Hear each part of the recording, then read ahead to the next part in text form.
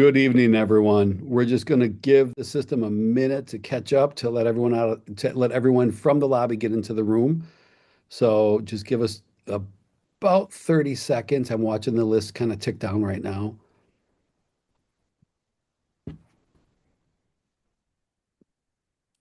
All right. Good evening, everyone. And we are super excited to be doing this presentation.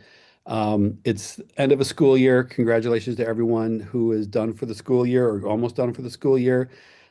Districts in the north, I know you guys have to go through almost the middle of June. So the home stretch is coming. Um, my name is John Standel. I am the Vice President of Growth with Boom. I'm a speech path, and with me is my colleague in crime, TJ Triola. Um, I'm gonna walk you through a little PowerPoint that we put together, and then we're gonna take you into the app and have you take a look at how you can clean up your instance of Boom. We will be recording this, and then we will send out this recording to everyone so you can use it for training purposes or to clean up your own instance or your district instance of Boom um, uh, tomorrow or next week. Um, I really like this. When TJ and I go around the country, we do trainings. One of the biggest issues we see is that people who have either Boom cards, a subscription to Boom cards, or a subscription to Boom Passport, their library, their student classrooms, their student data, their administrative instance of Boom is a mess. And I always like to liken that to if you have a really dirty closet that's really unorganized, it's hard to find things sometimes. So you end up wearing the same stuff over and over and over. Um, that is how I am. My closet is a mess. My wife is always on me about cleaning it up, and it just keeps getting worse and worse because I just keep cramming more things in that. So I'm going to ask you to remember, don't be me tonight. Um, do as I say, not as I do. Keep your instance of Boom super clean. It'll keep it very functional. Next slide, Teach. So right now, there's a place for everything, everything in its place. When I work with students, I'm always reminding them, where did you put it? Where did you leave it? Where did you put it? Where did you leave it? Let's get a consistent place to put stuff so you remember where it is. Um, when you get your instance of Boom organized, you are going to find really quickly how great it is for using your prep time, using your teaching time, using your instructional time, keeping kids on task because you have everything organized and you know where you're going. You know what your day is going to look like. So this whole slideshow is going to be giving you the overview and then showing you what it will look like and giving you some tips and tricks. With our platform, there's a 90-10 rule I always look at when I look at SaaS-based material. 90% of people only use 10% of the platform's power. So I would bet the vast majority of people who use Boom find a deck they love, open it up, work with the kids, assign it to the kids, and then they're done. They don't realize there's another, the 10% they use, they're not even touching the 90% of the power that Boom has. So we're going to show you some cool tricks tonight and help you guys get organized. Next slide, Teach. When you're teaching and you're not organized, there's just bottom line lost instructional time. This is very common right now. This really kind of crept out of COVID. It's gotten worse. Um, I'm not going to read these to you, but you can look and see the amount of instructional time and the hours of instructional time that are lost due to mismanagement of time, shuffling things, trying to get things created, trying to get student data where you want it, running data, um, having to stop instruction to move something else where you weren't thinking. So there's just a lot of lost instructional time. And one of the things that I want to call out is 22% of class time. Uh, there's teachers having to manage with technology, paperwork, student behavior. It's 10 minutes of every 45-minute period that happens. Now, these are gen ed numbers. So when we roll that into the special ed arena, they even get worse. So just keep that in mind as we go through this. Like, are there little tips and tricks that you guys can implement for next year or even at the end of this year to make your lives easier? Next slide, Teach. There is a huge piece, and you all know this. I'm preaching to the choir right now. The amount of non-instructional workday activities that we have to do is crazy. Um, grading, paperwork, building programs, prep time, all that time. Um, it's insane. And people don't realize, when colleagues of mine who aren't in the education field are like, well, your job isn't that hard. Teachers start at 7:30, they're done at, 2:30, 3:30, blah, blah, blah. They have the nights. I'm like, you don't get it. Prep times are gone. We're constantly dealing with time poverty, and having to, kind of take solace in some stuff's just not going to get done. So we really want to look at what can we do to make your lives easier. Next slide, Teach. So tonight we're going to cover up cleaning up and organizing your students. Um, we have educators that have Boom accounts with us that have, and I'm not joking, hundreds of kids in their account that they haven't seen for years. We have teachers that are not using our classroom groupings tool to organize their kids, to assign materials, to instruct with, um, and they're just not using that really great tool. Um, Boom itself is a massive library of content, and a lot of people find decks they love and they just move it into their folder, but they don't organize their folders. So again, don't be like me. When I'm in my Boom folder, because I present with it all the time, I have hundreds and hundreds and hundreds of decks that have no organization to them. So when I'm looking for a specific deck, I don't know where it is half the time. I have to search for it. Instead of using the folders on the left-hand side to say, hey, here's my math stuff, or here's my low reading group, or my mid reading group, or here are my morning meeting activities that I'm going to be doing, mine are just thrown everywhere. And then last but not least, this is the time of year when we work with administrators to say, clean up your teachers. If you have teachers that are leaving, get rid of them, reassign their accounts, pull back points if they're using Boom cards.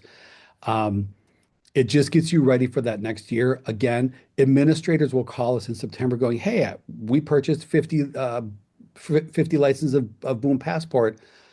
Um, it's showing that I'm negative. Well, it's because you have 8 teachers that are no longer with your district that you haven't reclaimed their licenses from. So these are the topics we're going to cover tonight. Next slide. So first and foremost, clean up your students. Again, I was talking to a teacher earlier this week. She's like, "Oh, Jesse, I haven't had Jesse. Jesse hasn't been in my classroom for 4 years." If the student is no longer with you, you can delete them. Or if you're in a managed account, a district or school account, you can move that student to the correct teacher. One, security risks and reduction of data breaches. We don't have to worry about it. Legal compliance and liability. We want to make sure that the right case manager is looking at the right student data. That keeps you compliant with FERPA and COPA, which are laws that can get you into trouble if you have student data floating around out there that shouldn't be. And then last but not least, efficiency. Um, Again, a ton of data sets that you have just hanging out in your account. I have multiple teachers I work with who have, 4 or 5 different Jose's, and they don't know which is the right Jose because they didn't go in and rename the student after the student was set up. It just helps you to take you know, maybe an hour to clean up your students before the end of the school year or the beginning of the school year. Just makes your life so much easier. So first, you can delete them. Next slide. Then, if you're in an account that has multiple teachers tied to it, you can share students. So I can say, hey, Jesse's going to TJ next year. I can send Jesse over there. Jesse's data goes with Jesse to TJ. He gets a notification that that student was added, and I have the ability to remove that student, and then TJ has the ability to say, hey, here's the student. Simply by going into those class lists and put share student with colleague, move them to someone in my account, and you're good to go. Next slide, Teach. Fire Ready Aim.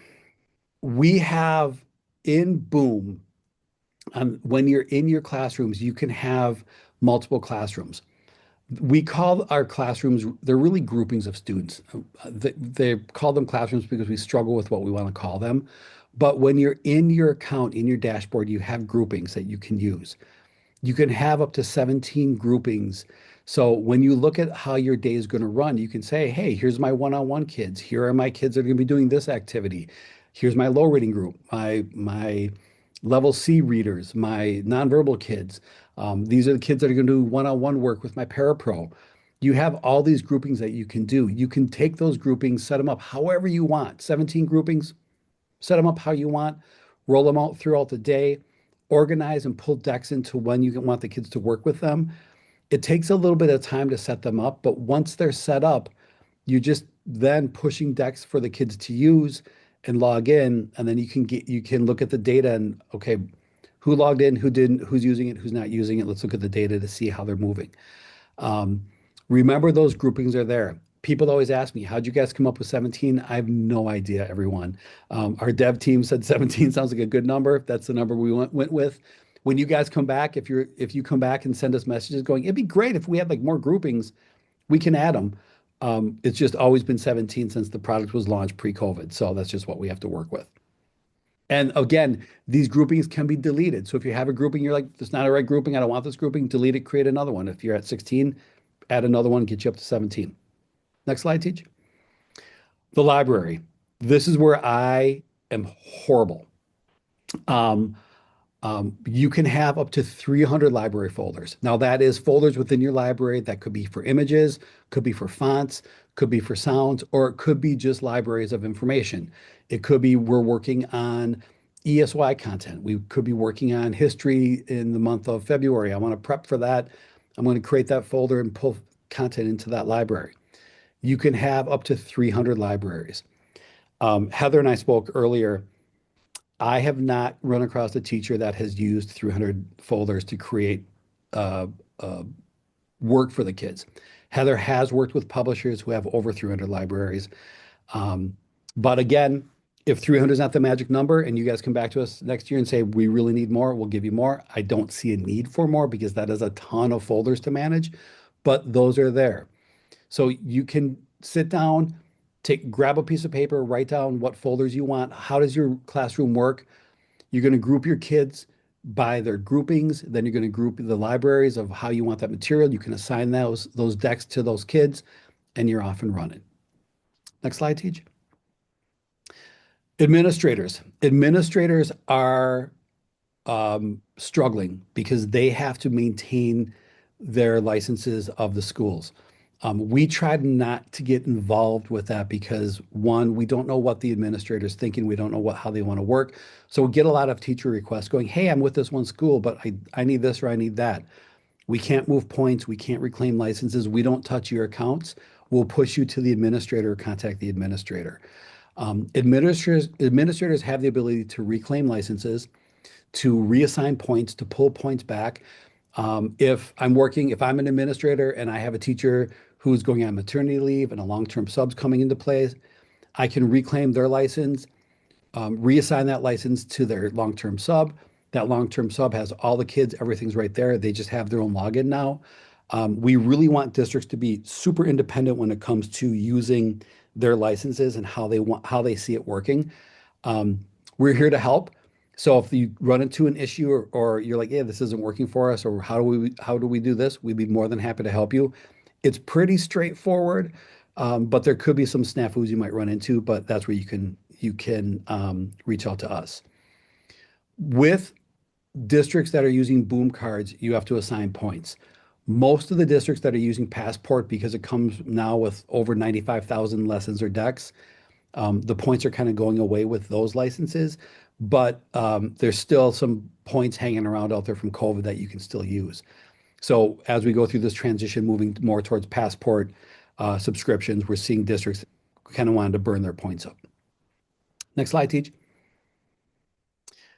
Stop creating, get organized, get back to teaching. That is the goal right now. We want our teachers to get organized.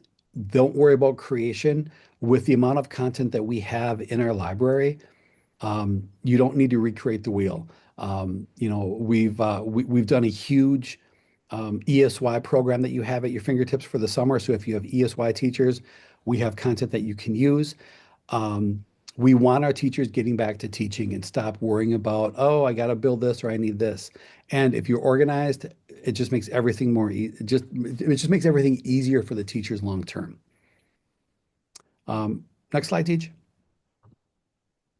That's it. Oh, sorry. The Pareto principle. This is a principle that's been out there. It's actually not an educational principle, but you can turn it into an ed tech principle. This more or less says 20% of the students often require 80% of the teacher's time, which means we have to be ready to instruct them when they need us. That 20% of time is a real number. Um, so teachers can optimize their efficiency by focusing on high impact methods. That is our goal is we want to build our student agency as much as possible. If you're not organized, you can't do that. It just doesn't allow itself. And that's why when I watch teachers who are struggling, I see them bounce from student to student to student to student to student, and they wonder why by 10 o'clock in the morning they're burnt out. It's because they weren't organized. They didn't have a plan for the day. One of the things that we pride ourselves on when we're training districts is if you're using another product as your core and your Boom Passport or your Boom cards are your extended resources, we can show you how to match if you're using TeachTown or Unique or Attainment or iReady. We can show you how to take our program and marry it up to that other program. So if you're looking for extension activities, you have them at your fingertips. And then keep going, Teach. We also have the Boom Training Academy. The Boom Training Academy is a free academy that we've built that allows teachers or administrators go in and learn absolutely every aspect of Boom.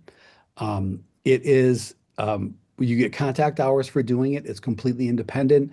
We'll be rolling it out in the next 2 weeks when we do a website relaunch. And it's a great way for teachers who have, if you want to figure out how to do something really quickly, you can sign up for the Boom Training Academy, search for that lesson, do it, and get contact hours from creating those reports. Um, it really allows teachers to get in there and get under the hood and learn that 90% that they haven't experienced yet. And then I think I got one or two more slides, TJ. Remember, don't be me. Don't have your closet be an absolute mess. Get in there, get it organized, get rid of stuff you're not using, clean it up, and then TJ next slide. Be TJ. This is TJ's closet. I don't like TJ. TJ is organized. He always makes me look bad when we do presentations because he's like, "Oh, it's just easy. You do this, you do this, you move stuff around." Um, I'm more of a, "Oh yeah, I moved 55 decks over. I didn't remember what I was doing." And then just a wrap up slide, TJ. If you know someone that's teaching ESY this summer, if you know someone that's looking for content for the summer, we've built a planting curriculum that teachers can use. It's going to be available May 15th, which I believe is tomorrow. Heather is dropping the link into the chat. Feel free to sign up, send it to everyone. We're super proud by it because we have a lot of ESY teachers that struggle finding content. We wanted to give them some really fun content to use.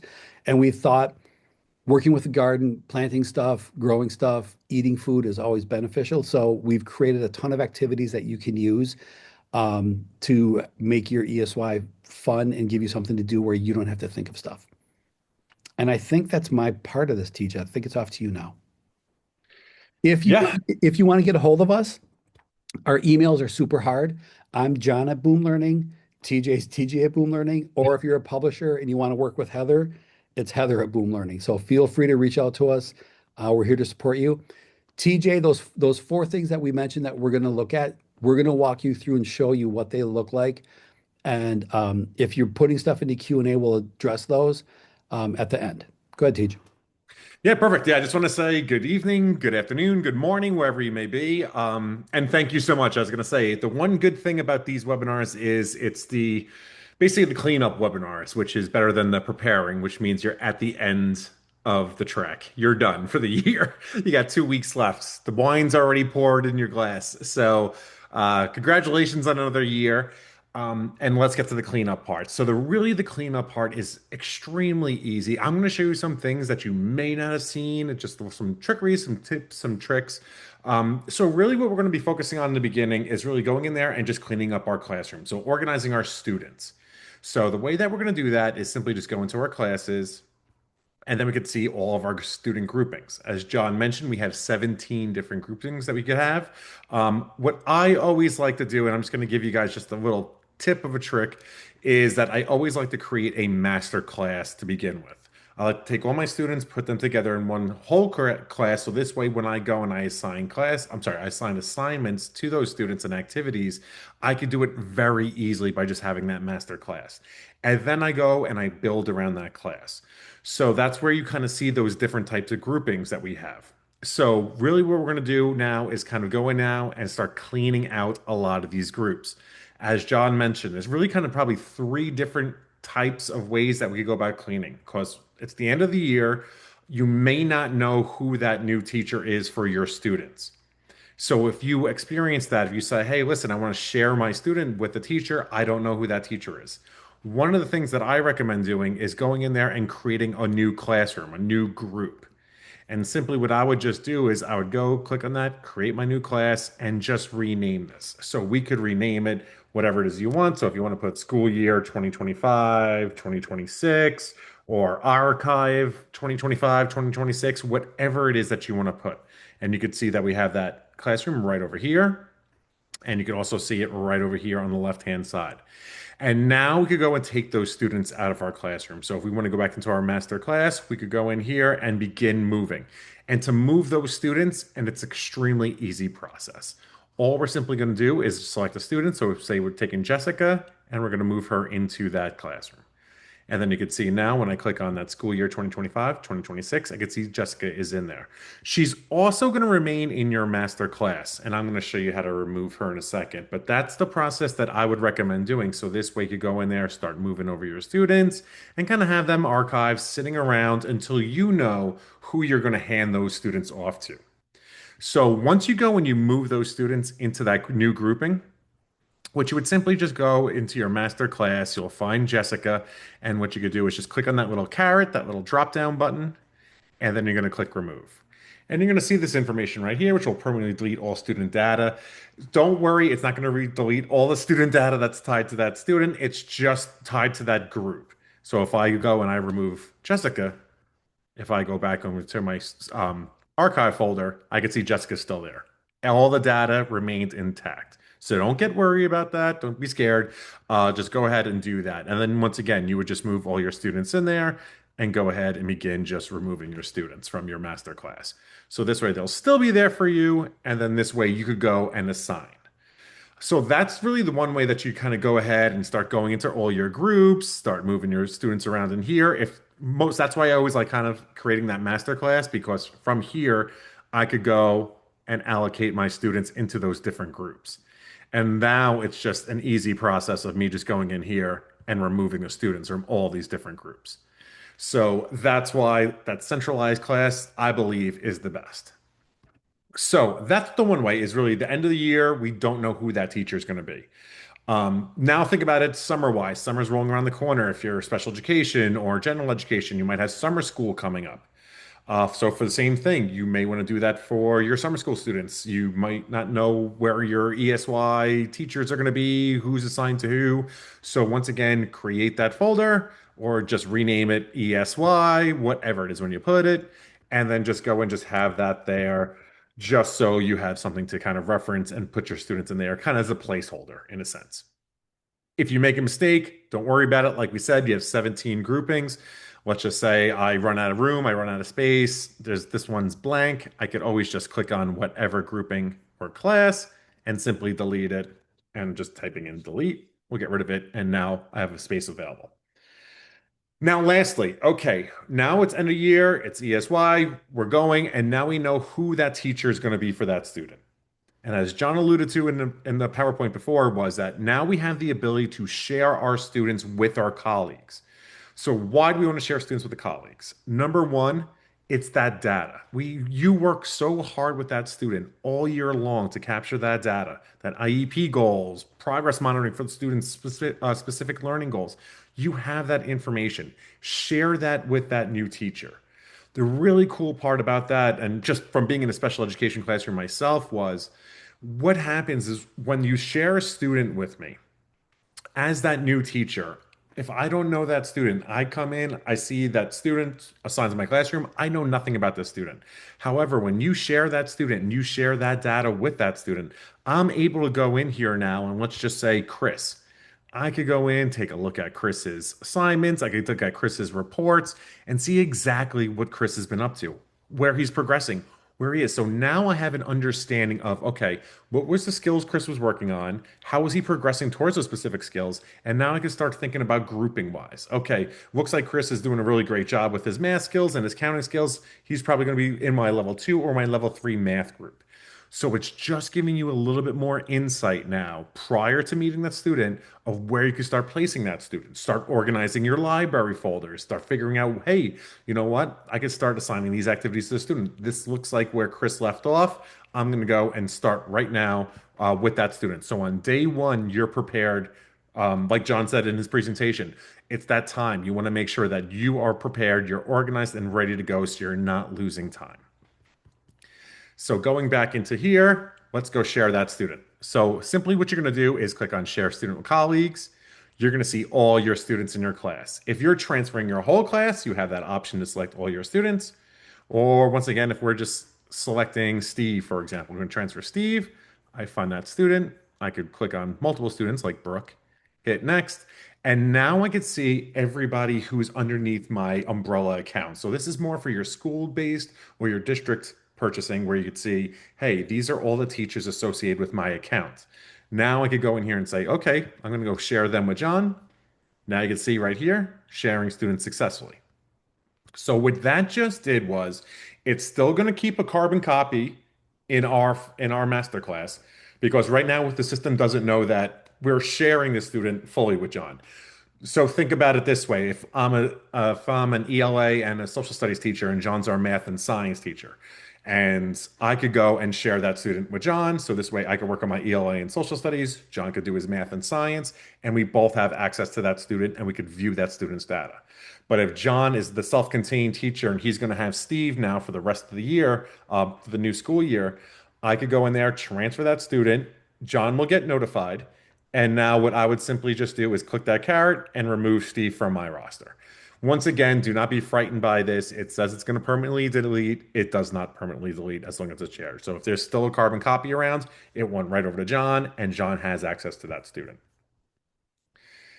The other thing, John, would you mind actually, if you can, log into one of your accounts and just share a student with me? I just want to show them how receiving a student will look. While John's doing that, a couple of other things that we want to make sure that we're doing as well. Uh, so once we go there, we got our students set up. The other things that we want to focus on is really cleaning up our classrooms and groupings. So like I mentioned before, always go in here. You're always going to have those other students kind of set up in these systems. So just make sure you're going in there and you're filtering those students out. Also think about your groupings, how you're going to go and set up for next school year. Like John said, a lot of the times people will have different types of groupings for level three learning groups, level one learning groups, level three math groups, gold star math, morning meetings that contain all your students. Some of your students that may require switch devices. This way you could go there and find activities that are switch accessible and assign those easily right to those students. Bell ringer group, whatever it is. Or actually, a really good one is like the reinforcer group too. So this way, if you have your game group, that you go there and assign materials to. So start thinking about those different types of classrooms and groupings that you want to go there and set up. And then once again, the really easy part too is just going right back to that master class if you have it, or the shared students over to you, and just simply just dragging in there and dropping those students. If you are an elementary school teacher and maybe you have your group set up for elementary math and you're getting a whole new crop of students in there that are more intermediate, grade five, six, you might want to go in there and just start kind of clipping off those groups and just start deleting them or replacing them. Or you could just simply rename them. Simply, you could just go down to any one of these groups and just simply click on the pencil and rename them whatever you want. So if I just want to make this my Gold Star reading group, I just simply click right there, and now it's a Gold Star. So there's a lot of easy different ways that we could do that thing. DJ shared with you. All right, perfect. And John just shared with me. I'm just going to refresh my page. So right now you could actually just see right over here when a student is shared with you in your classes section. You're going to see right up top here the new classroom pending with John sharing a student with me. And then you just simply click right there on that. You could see the information and accept that student. And there's Belle, our new student that John shared with me. Now, once again, I could go in here and start playing around. I'm not sure if Belle has any data, but I could see exactly the activities that she has and what John has been working with her. Once again, student I never saw before. Now I know exactly what John was working with her for last year. And then I still have her in my account because I have not deleted her yet. So if, and this happens, think of the back to school time, all of a sudden schedules change, classrooms change a little bit. We got to move this kid here, put this kid there. I kind of tell people to wait until they permanently delete them in case they come back to me, or, I'd hate for me to delete them, then TJ to delete them without us knowing where that student ends up. But until we know, there's that carbon copy floating around until we're ready to remove them. If TJ is self-contained, it's October 5th. I'm past my window of reorganizing. And Belle's staying with TJ. I can delete her from my classroom and he keeps her then. Yep. And the other thing that I want to mention too, with your groupings and shifting students around, one of the things that you really want to make sure of, because some of the times I could go and I could share the student with John, I could share Bell with John. Actually, I have a good example for you right here. So I have a student named Doug right over here in my master class. I'm going to flip-flop screen, so don't get too dizzy on this one, but I'm already logged in as Doug over here. So right now I could see all the activities and the assignments that are assigned to Doug through the student login. So right now this is what Doug sees when he logs in as a student. Going back to the teacher screen, what you may want to consider doing is going in there and cleaning up the assignments that you assign to that student. Because what's going to happen is, let's just say if I go and I push my students over to John's classroom right now, when Doug goes to log in, it's going to be still filled with all the stuff that the previous teacher had that I assigned to him. So you're going to want to make sure that you clean that up. And you could do that very easily. You can actually just go into the assignments, go to your master class, and you can see right over here by students, you're going to see assignments. And you can see these assignments right over here. And these are the assignments that are associated with this group. So let's see, we have April Errorless Morning, and I'm just going to click back over here, and you can see our April Errorless Morning assigned. So let's just say I want to go in there and I want to clean up. Couple ways that we could clean up. We could do it individually. I could go in here and just start cleaning it up one by one. And as I go back into Mr. Doug's screen and refresh, you can see we started deleting some of those activities. Now, if I want to go in there and just do clean slate, fresh start for that student, I just go clear all assignments right over here. Click.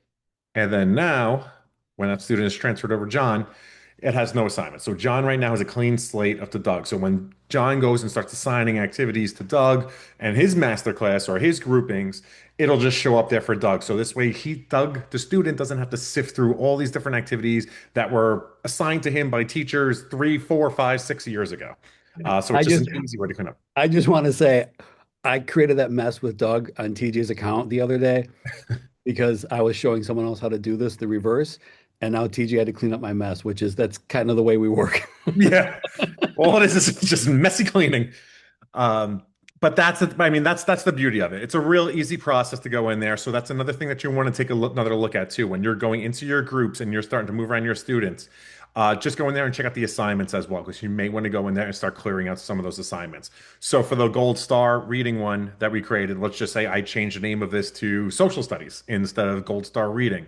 Those reading activities will still appear. So just make sure you would clean, you just hit clear all assignments, clean it out, fresh start for you to go into. All right, was there a question? I think is there. And okay, perfect. Now we're going to start doing the folders. All right, so perfect transition to the next one. All right, next thing that we're going to do is start cleaning up our folders in our library. Quick question for you, if you're available for the chat. How many people even knew that you even had folders? How many people, just say 1, 2, 5, if you even had 5 or more folders, 10 or more folders? It's something that really is kind of like a hidden thing in Boom, and we really don't see when John and I go around doing the trainings. It's not necessarily that utilized as much as it should be. Because why? Well, I mean, we're busy. There's a lot of stuff going on. What we're doing is we're going in that store, we're picking those activities, we're adding it to our libraries, and then it's kind of living in that main folder, that purchase folder or that Boom Passport folder. And that's kind of where we just kind of control the chaos. So what we always recommend doing is taking a time, kind of slow down just a little bit, and then go ahead and get yourself organized. Like John said, we have 300 folders that you could go in and add there. If you use all 300, you may be a little bit more OCD than I am. But the really cool part is that once again, you have the options to go there and customize it however it is that you want to do it. So it's just easy for you to go locate these activities and pull them up right away for your students. So simply on the left-hand side of the screen, you're going to see your folders. Simply going to hit add folder. It's that easy. If I want to do my science, this is just me because I'm a psychopath. I always like to put the subject area first. So whatever it is it's going to be. So if we're doing science, I could do biology, and then whatever it is, if I want to do 6 to 8, maybe just so for grade 6 to 8.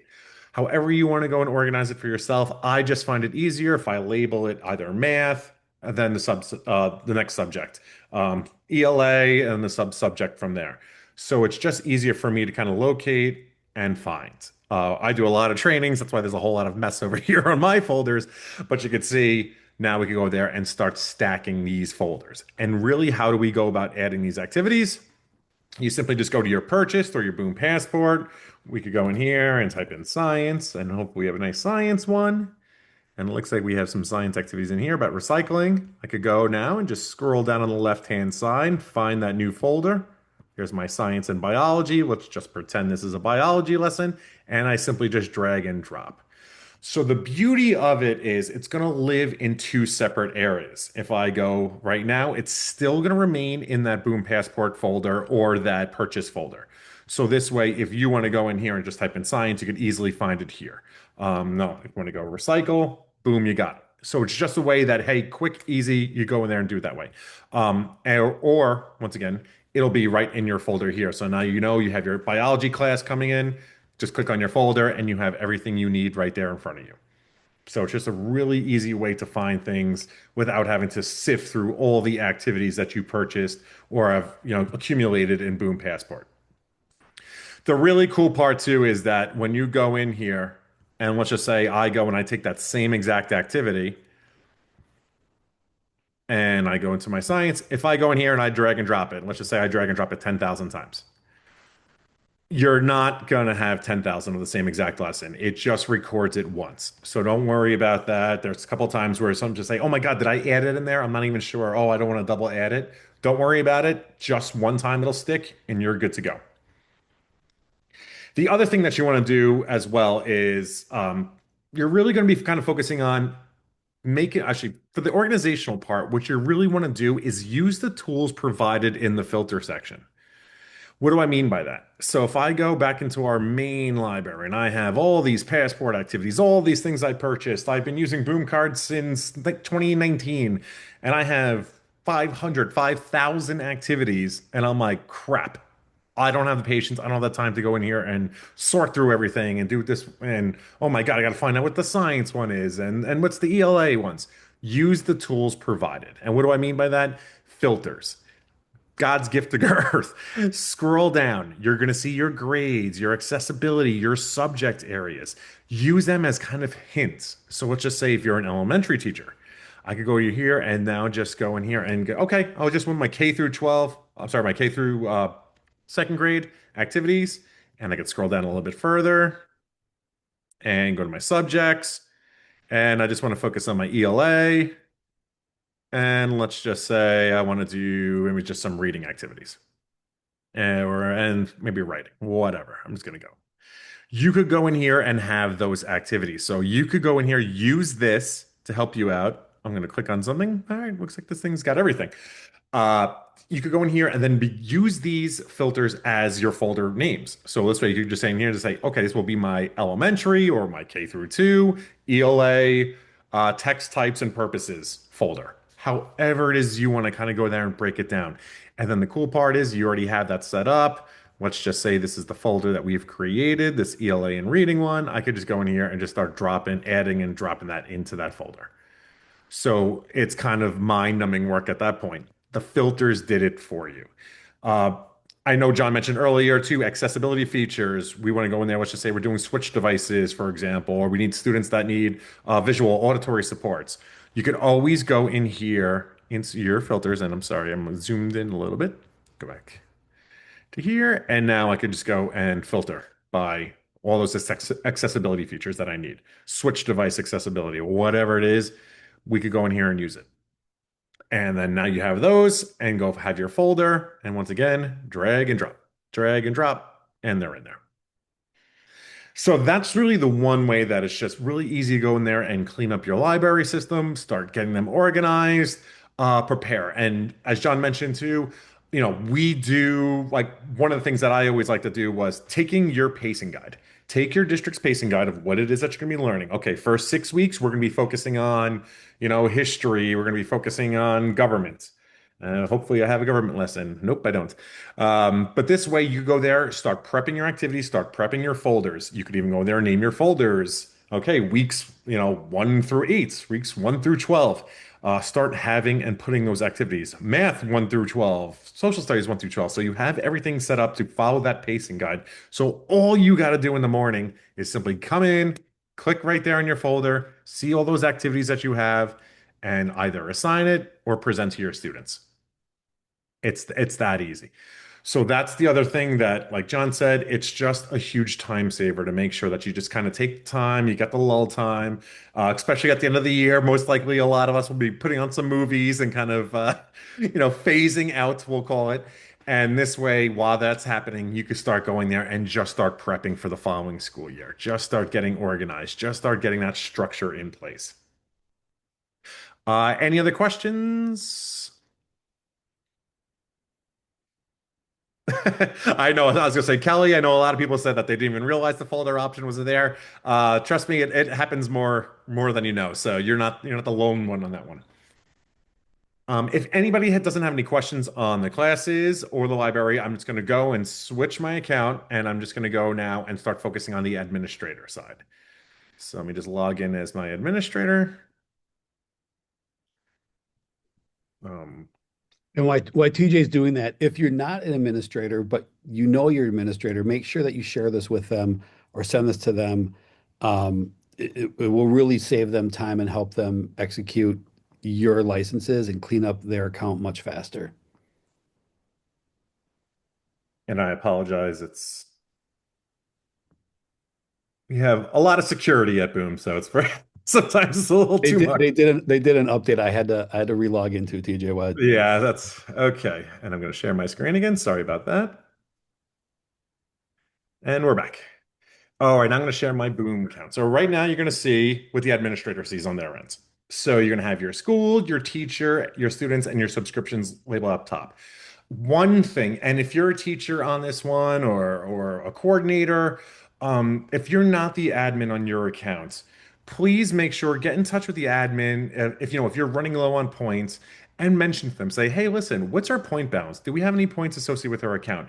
We see this a ton where a lot of the points will remain in that admin account. So a lot of times I've seen it go up to 350,000 points that are just sitting there. So once we talk to the admins, we let them know, hey, you might want to go and assign those points. They begin to go push those points out. Teachers go absolutely nuts and love it, and then start buying all new content. So just make sure that if you are running low, just reach out to your administrator. Just say, hey, listen, do we have any points available? Most likely you probably do, and then go and have them allocate those points to you. But right over here, you can see your points balance. You can see your total seats available, which are your licenses. So many times, once again, you may not need to purchase an additional license. You may already have an additional license already sitting there waiting. So just make sure that you could always see right on the bat that you can see what's right there. And now we go into our teachers. So as the administrator, I could see all this information about my teachers. I could see exactly what their account details are, who they are. I can see what type of subscription they have, their status, the number of points that are assigned to them, their last activity, how many activities and decks do they own. And now here's the more important part is really the action section. So as John mentioned before, is that you as the administrator have the right to reclaim licenses. So once again, we had a teacher that finished a school year with us. Unfortunately, they're not going to be coming back for next school year, but you paid for that license, reclaim that license. I'm going to try to find somebody could delete. So let's go right over here to this little test for it. Boom. I could go in here and I hit my reclaim license. What does that do? All it does is it just removes the license from that user, and now that license is available again. So you have an additional license. So if I go back over here, you can see our Boom seats has increased from 5 to 6. So now we have 6 available licenses left. Okay, easy enough. Now I could go there and add my teacher, type in the teacher's email address, and then just make sure, once again, a lot of times this doesn't happen, that you just add the subscription with the account. And then once I go and just type in this, that new teacher has been created, that license has been assigned, and that teacher is ready to rock. And once again, back to the school, you can see that a license is assigned. It went from 6 to 5 now. So that's one of the things. But the points is always a big thing because obviously at the end of the year, your teachers were burning through points. So one of the things you could also do is number one, you could see your available point balance as 3965. If I want to go and add points to a user, I could do that. So let's just say I want to go and add points to our demo boom teacher. I simply just go to manage points. I'm going to give them the whole bunch of it. And now I assigned that teacher the points, and we could see our points located right there that we assigned. And once again, they were deducted from our points balance. Now let's just say, oh crap, I made a mistake. I want those points back. I want to give it to another teacher. Easy. Just go to points balance. Using simple math, just type in 0.39, I think it was 85, with a minus sign in front. Hit OK. Those points were deducted and returned right back to the administrator. So this way you kind of go in there and kind of see who's using it, allocate points. Sometimes you might have to take some points away. I was a former coordinator myself, so what would always happen is if I saw that somebody wasn't using a program that I was purchasing or using points, I would strip the points out of them, give them to somebody who's using them, and then wait for that person to complain. If they don't complain, they weren't using the program. Sorry, there, I could just get rid of that license and save some money. So it's just something to consider. Or you know that, hey, they're not using the points. There may be an issue. Hey, what's the issue? Maybe they need training. So there's a couple different things of what's going on. It just gives little small indicators. Other things as well is that John mentioned before, you have a teacher now going on maternity leave. All right, so we're just going to have a leave replacement for about, let's just say, 3, 4 months. Another option that you have as well is to transfer that account. So if I go to that teacher and that teacher is leaving for maternity leave, I could transfer this account. And now I could go in here and type in the new email address of who's going to be taking over that classroom. So this way, all the information, the student data will still remain with that teacher's group. It'll just be transferred to that new teacher. So when that teacher comes back, it's simply you could take that, transfer it right back to that new teacher, and it's like nothing that they'll have everything that they had before. So that's just one of the tricks of when you're going there and you have some teachers coming in, doing some leave replacements. I wouldn't necessarily do that for a substitute teacher just because you'll just be doing that every single day and they're dealing with new students all the time. But definitely for leave replacements or extended period of time, or even just thinking just ESY purposes, for what we have going on right now, I would definitely utilize for the free access to that complimentary access that we have going on. But something to consider is that you may just want to go and transfer to some summer school teachers. But you just got to make sure that you go back in and transfer it back. Last thing too is this always happens. Our customer service department gets crushed with requests of how to go in there and just change an email address. Teacher got married. We want to update their email address. Simply just go click on that little drop down button, click on the edit teacher info, go in here and just simply edit that email address to that new last name or whatever it is that you need to go in there and update. But that's how easy it is. Once again, a lot of the times it's just what you don't know because you're not really necessarily exposed to it. But once you see it, it's kind of one of those headbangers where it's like, oh crap, there it is. So you do have that option as well. Tej, there's a lot of questions coming in about they have accounts that are starter accounts, they have points. They want to transfer their accounts to someone else, or they're in a managed account and they want to transfer their decks to someone else. The administrator, anything that is tied to a school district domain, you're going to have to work with your administrator on how they handle your account. We don't know. So, for example, let's say TJ and I work together. He's the administrator. I'm the teacher. He didn't buy me points, but I went in, I put my personal credit card into the system and I bought a bunch of points and I bought decks and I used that towards my stuff. Um, we as a company don't know who bought them. So because it's a school managed account, we can't say, oh yeah, TJ, just John's just going to take those with them. That becomes an administrator issue that you have to work with your administrators to see how they're going to how they're going to do that. If you're in a starter account under a managed account, um, that is an older account system that shouldn't have been there, and they do exist. Um, Again, if you have a starter account that is tied to a district account, you have to work with your administrator to get that district or to get your starter account peeled off from that other account. Um, We don't, we can't control who bought what, when, and how with what money. And nor do I want to get into that of like, hey, I spent $100 on decks. My school didn't reimburse me. We just can't see that from our end. It's just a credit card verification that we get. We don't see that transaction. Mhm. And what John mentioned too, it's something else that I actually forgot to show you guys as well as so if we do have any administrators on the account, when it comes to let's just say removing a license. So let's just say releasing a license. So let's just say if I go to this teacher, just ignore what I'm doing right now. I'm just adding points just so you could see it. If I go to this demo Boom teacher, I see that this teacher has 3985 points. I could simply go in here now. If I go and release this teacher, this happens. This is a question we receive all the time. What happens to the points after we release a teacher that has points? Once you release that teacher, those points just go back into their point balance. Um, Oops, sorry. I think I broke the system, but let's see. Let me find a good test one. Here we go.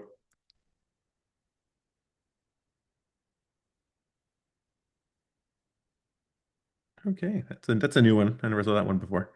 But yeah, but what would happen is when you go there and you release that teacher, those points will get reimbursed right back to the administrator account. So a lot of times they'll say, "Oh my crap, I forgot. I didn't even go back in there and take the points away prior to releasing." Don't worry, it'll automatically do it for you. TJ, it takes a couple minutes to refresh the points balance. Yeah, I was gonna say it's just any other question. So you as administrators, if you are the administrator of your Boom Passport or Boom Cards account, you have the ability to remove teachers, to reclaim points, to reclaim their licenses. Um, some of the some of the most dirty closets I've seen, using air quotes around dirty closets, are administrators just not cleaning up old teacher accounts because they don't have time. If you're with a big district and you have a ton of teachers, your administrator can build delegates in the system. So let's say I'm a huge school district with, we'll make one up, Chicago Public Schools. I could be the special education director. I could have 5 transition coordinators underneath me. Each coordinator that then could have their own admin access and their own teachers underneath that. So you can parse out some of that work. So if you are a large district utilizing Boom and you have a ton of teachers in there, you can build delegates. Administrative accounts and delegate accounts are free accounts. You just have the ability to make someone a delegate. They can then go and you can put teachers under them and they can grab teachers and you can organize your district that way. Yeah, that's a huge feature that we recently, I believe, in the past 2 years rolled out with that for the administrators side of things, rather than having to bear all the teachers that come to them, delegating it to their coordinators, delegating it to principals, delegating to their class leads or their lead teachers for them to go in there and who kind of speak more of the language of knowing exactly what it is that you're talking about, especially when it comes to Boom and points that sometimes it goes over everybody's head.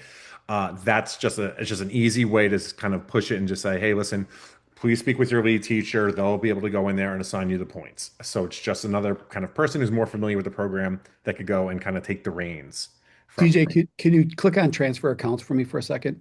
Go Yeah, back. absolutely.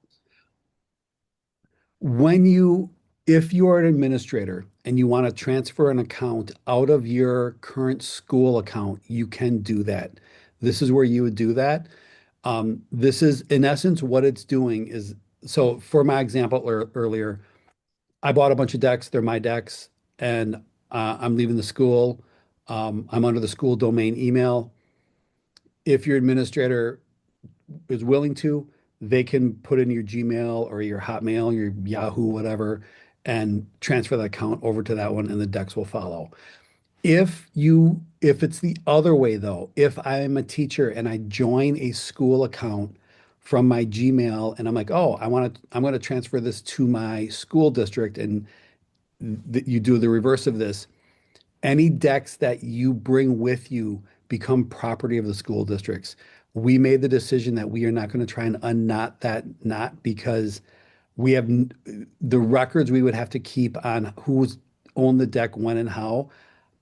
We just don't do that. So you will get a screen that says you're transferring all of your ownership of this account, including DEX, to this domain. You click yes. And then if you leave in 6 months or 6 years, you cannot undo that not. We just don't allow that because it's just a complete um, nightmare to try and figure out how to handle that from a data standpoint.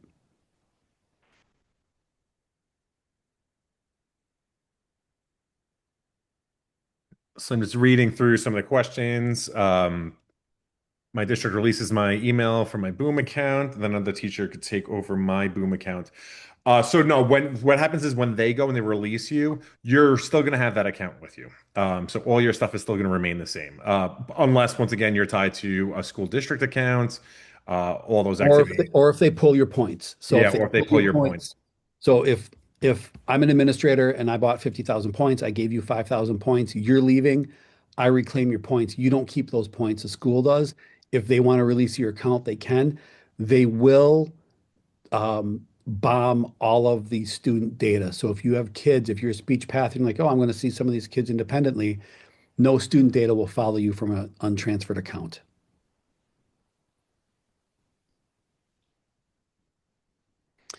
Someone asked, my school doesn't have a Boom account, so am I out of the money that I've put into the decks? Um, I'm not quite sure. This was a question from Pam. Pam, I'm not quite sure if you bought those decks before you entered and then you transfer those decks into your school account. But anything that you have, if it's untied, should go with you when it's transferred out, except the student data. Or if you're a Passport subscriber that is going from a Passport account to a Boom Cards account, you will get no Passport decks.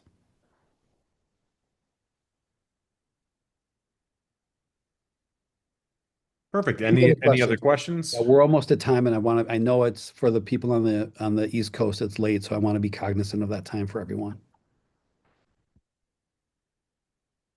Yeah, it looks like we have no other questions. Again, thank you guys so much. You made it to the end, which is always the the hardest part of everything. The end of the Uh, webinar, the end of the school year. a little bit of both, actually. Um, yeah, but yeah, thank you so much. I know, as John and Heather said, that this is recorded. This will be shared with everybody after the webinar concludes. Informative. Thank you so much, Jennifer. Thank you, Ruth. Thank you, I, Kathy. I want to thank everyone as well. We can't do this without the educators that believe in our mission that work with us. If there are features that you guys want to see, if there's things that you would love to see us do, if there's content you want built, if you're with a large district and you need more training, anything that you guys need, please reach out and ask us. We are a resource. We pride ourselves on our level of customer service. So, we absolutely, when we go to conferences or working with school districts, we love running into all of you. So I can't thank you enough for joining the webinar. Again, our ESY content's going live tomorrow. So run to the website and grab it. Um, you can share this with people who did not sign up for the webinar. Just share the link with them and they can see it. Um, and again, uh, John at Boom Learning, TJ at Boom Learning, or Heather at Boom Learning, thank you, everyone, and have a wonderful end of the school year. If you're not working this summer, have a great summer off. And if you need us, we'll be here. We don't get the summers off, so we will see you guys sometime in July or August. Thanks so much. Yeah, perfect. Thank you all. Bye bye, everyone.